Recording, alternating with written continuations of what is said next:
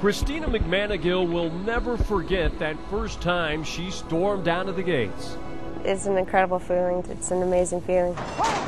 And they're off. They're off. They're off. All right, what's going on, man? Everything good? Kristina's actual start came after high school, when she left her home in Illinois to devote her life to racing horses. She was accepted to the North American Racing Academy in Lexington, a school founded by Hall of Fame jockey Chris McCarron. It was Kristina's first real eye-opener. I didn't realize how much hard work we had to go through, honestly.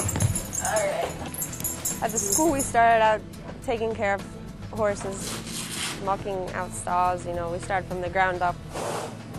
Hey, Paula, how's it going? Chris McCarron always told us, he said, it's not a matter of if you get hurt, it's when you get hurt. For Kristina, McCarron's words hit a little too close to home, or in her case, the home stretch.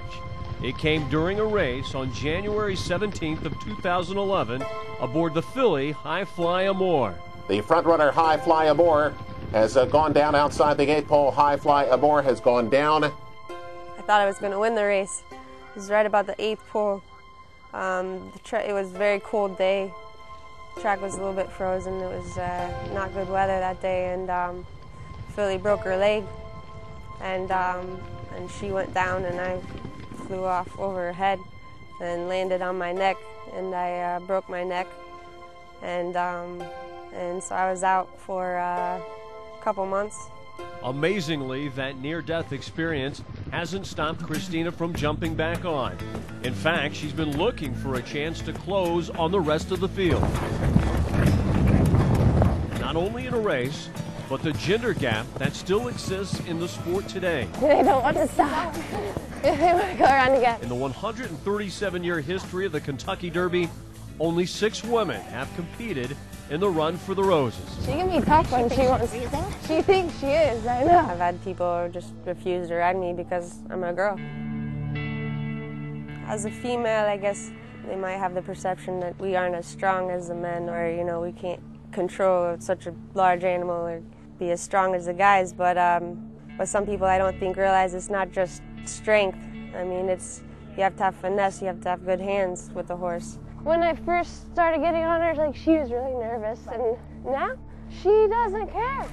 The measuring stick for Kristina and every other female jockey is Hall of Famer Julie Crone, the only woman to win a Triple Crown race when she captured the 1993 Belmont Stakes aboard Colonial Affair. Trainer Pat McBurney remembers the barriers jockeys like Julie were faced with even back then. Julie Crone, to get on a horse for a trainer in New Jersey when she first came there working for us, she actually painted a mustache on her lip because he would not ride a girl rider. He never rode her, but that was what she was willing to do. So maybe it's, I guess prejudice would be the word, but it's changing more and more. Is it hard to break into that inner circle? Is it hard? I think you have to prove yourself, you know, that you can ride with the boys, and, you know, eventually, yeah, they'll accept you. One key to horse racing is knowing where your fellow jockeys are at all times. Of course, that's on the track. Back in February, Kristina filed a civil suit against one of her own, a guy who goes by the name of Vaz, for allegedly making sexual advances while she was alone and undressed in the female jockey's room here at Philadelphia Park. The incident and pending case is yet another reminder of a female trying to make it in a male-dominated sport.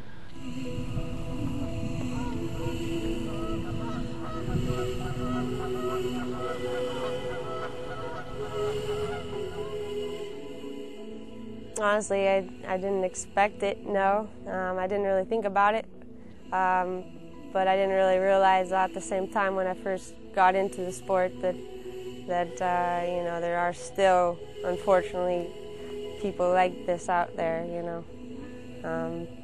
It's, you know, it's still not easy to break in as a woman in the sport. Calls made to Philadelphia Park to get their side of the story were never returned. But if Kristina McManigell was looked at differently before, this incident certainly hasn't helped bridge that gap.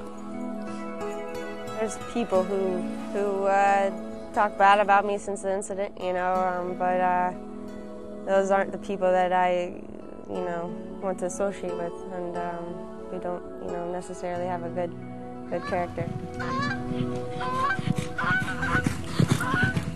I would hope that they don't look at me any differently. I mean, I'm just out there to do my job. I'm out there to ride and win, and I hope that they have, they respect me for that. And yet, it hasn't slowed her down. You'll find Kristina on the road 7 days a week. Always looking for a ride, hoping one day she pulls into Churchill Downs on that first weekend in May. And yeah, that's definitely a goal of mine, is to make it to the big leagues. I'd love to ride in the Derby one day, or the Breeders' Cup. I mean, that would be amazing. It takes time, it takes a lot of time. 5 years down the road would be great. 10 years, who knows? But keep working hard and hope it comes. All righty, very good. She did good.